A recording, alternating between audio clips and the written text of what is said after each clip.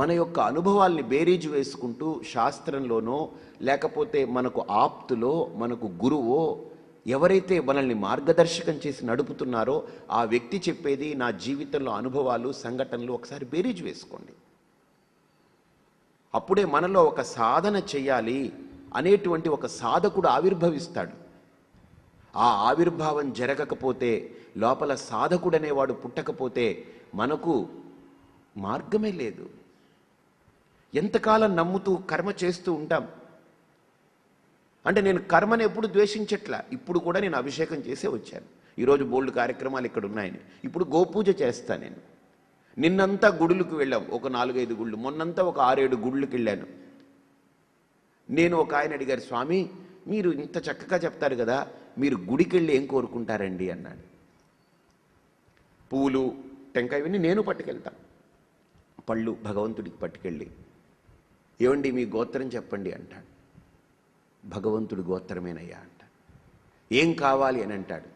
భగవంతుడు చల్లగా ఉండాలి, ఈ గుడి బాగా అభివృద్ధి అవ్వాలి, ఇక్కడ ఇప్పుడు 1000 మంది వస్తుంటే లక్షల మంది రావాలి, హిందూ ధర్మం శాశ్వతంగా స్థిరంగా బ్రతికుండాలని. నేను వెళ్ళి ఆయన అడిగేది ఒకటే, నువ్వు చల్లగా ఉండాలి, నువ్వు బాగుండాలి. ఇక్కడికి హిందువులు లక్షల సంఖ్యలో రావాలి, హిందూ ధర్మం శాశ్వతంగా స్థిరంగా ఉండాలి. నాకేమి నా భార్య లేదు, పిల్లలు లేరు, లేకపోతే సంసారం లేదు, ఈతి బాధలు అనేటువంటివి అంటారా? ఓకే, శరీరానికి ఉండే సమస్యలు ఉంటాయి, ప్రాకృతికంగా వచ్చే ఇబ్బందులు ఉంటాయి. వీటన్నిటినీ దేవుడి దగ్గరికి వెళ్ళి పవిత్రంగా మనం ఒక పావు గంట 15 నిమిషాలు ఉంటాం. దీంట్లో మళ్ళీ దేవుడి పరమాత్మ దగ్గరికి వెళ్ళి ప్రకృతి విషయాలు, ప్రాపంచిక విషయాలు వాడి ముందు ఎక్కరో పెట్టి ఆయన అష్టోత్తరం చేసేలోపు మా ఆవిడికి బాగుపడిపోవాలి, మా అబ్బాయికి ఇదైపోవాలి, నాకు వ్యాపారం అయిపోవాలి, అతను కేశవాయన మహం, నారాయణ మహం, మాధవాయన మహం అంటాడు. వీడు నా భార్యకి బాగుపడిపోవాలి, నా కొడుకు బాగుపడిపోవాలి, నా వ్యాపారం బాగుపడిపోవాలి. ఈ మళ్ళీ ప్రాపంచిక భావాలన్నీ వాడి మీద రుద్ది ఆ 15 నిమిషాలు మళ్ళీ ప్రపంచం. నేను దేవుణ్ణి ఎక్కడ పూజ చేసినట్టు? నువ్వు ప్రపంచాన్ని పూజ చేశావు. నువ్వు పరమాత్ముని కాదుగా పూజించింది, నువ్వు ప్రపంచాన్ని పూజించావు, ప్రపంచంలో ఉండే వ్యక్తుల్ని పూజించావు, వస్తువుల్ని పూజించావు, డబ్బుని పూజించావు, భూమిని పూజించావు, ఇదే చేశావు. మళ్ళీ పైపచ్చి నేను ఒక అరగంట సేపు దేవుణ్ణి పూజించానండి. ఎక్కడ పూజించావు దేవుణ్ణి? దేవుణ్ణి పూజిస్తే దేవుణ్ణి మాత్రమే ఆస్వాదించాలి, ప్రపంచాన్ని కాదు.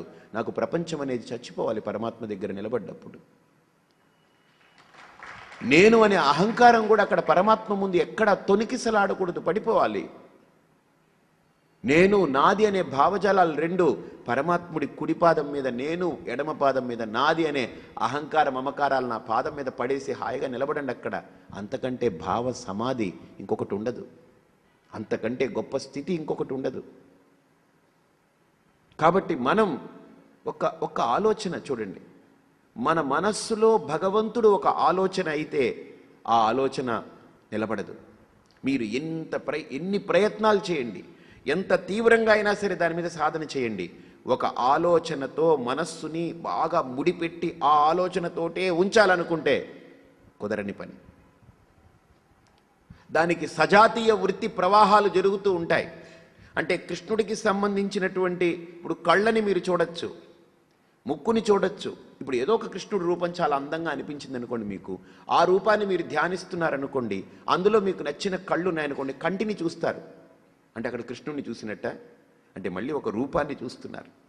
ముక్కుని చూస్తారు, కస్తూరి తిలకం, ముందు తిలకాన్ని చూస్తారు. లలాట పలకే వక్షస్థలే కౌస్తుభం నాసాగ్రే నవమౌక్తికం కరతలే వేణుం కరే కంకణం సర్వాంగే హరిచందనంచ కలయం కంఠే చ ముక్తావళి. అంటే ధ్యాన శ్లోకంలో కూడా ఒక్కొక్క దాన్ని తీసుకుని ఎక్స్ప్లెయిన్ చేశారు. మనం కూడా ధ్యానంలో ఆ శ్లోకానికి అనుగుణంగా ఒక్కొక్కటి చూస్తూ ఉన్నామనుకోండి, అంటే అక్కడ కృష్ణుణ్ణి ధ్యానం చేస్తున్నప్పటికీ కూడా కృష్ణుడి మీదనే కాదు, కృష్ణుడికి సంబంధించిన వాటితోటి మనం ఆలోచనల్ని నడుపుతూ పోతున్నాం. కానీ గుర్తుపెట్టుకోండి, కృష్ణుడికి సంబంధించిన వాటితో ఆలోచనలు నడుపుతూ ఉన్నాము అంటే మనస్సుకి తెలుసు ఆ సంబంధానికి దగ్గరగా ఉన్నటువంటి దాంతో దూకడానికి దానికి అవకాశం ఉంది. అర్థమైందా?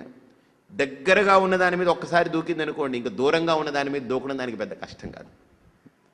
అది దూకే ముందు మనమే దూకుతూ పోతూ ఉంటాం, మనం పాకుతూ పోతూ ఉంటాం. అందుకనే కొంతసేపు అయిన తర్వాత ఏమిటోనండి నాకు కాన్సన్ట్రేషన్ ఉండట్లేదండి ధ్యానంలో అంట. కాబట్టి ఇక్కడ ఒక్కసారి ఆలోచన చేయండి, మనస్సు ధ్యానానికి ఒక మాధ్యమమే కానీ ధ్యానము నేను మనస్సుతో చెయ్యట్లే. మనస్సు అనేది నా ధ్యానాన్ని ఆటంకపరచకుండా ఉండగలిగితే చాలు. అంటే ఇప్పుడు ధ్యానము ఏమైంది తెలుసండి? ధ్యానము అని అంటే ఒక ఆలోచనని నేను చూస్తూ ఉండడం కాకుండా ఒక ఆలోచనపై నేను విచారణ చేయడం అనేది ధ్యానానికి రెండవ కోణం.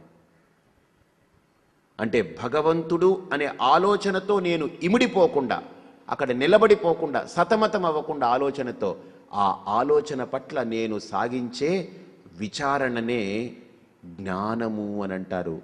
దాన్నే మెల్లగా నిర్గుణ ధ్యానము అని కూడా అంటారు.